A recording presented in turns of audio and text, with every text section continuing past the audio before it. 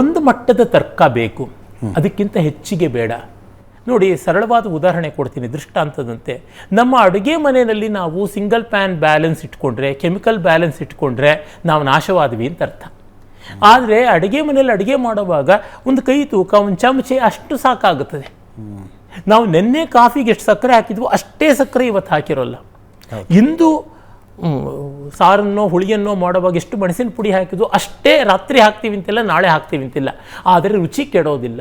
ಅಂದರೆ ನಮ್ಮ ಬುದ್ಧಿಗೆ ಆ ಹೊತ್ತಿಗೆ ಎಷ್ಟು ಸಾಮಾನ್ಯದ ತರ್ಕ ಸಾಕಾಗುತ್ತೋ ಅಷ್ಟು ಬೇಕಾಗುತ್ತದೆ. ಒಬ್ಬ ಗಾಣ ಇಟ್ಟು ಎತ್ತನ್ನು ಕಟ್ಟಿ ಗಾಣದಲ್ಲಿ ಎಣ್ಣೆ ತೆಗಿತಾ ಇದ್ದ. ಒಬ್ಬ ತರ್ಕ ಪಂಡಿತ ಬಂದ.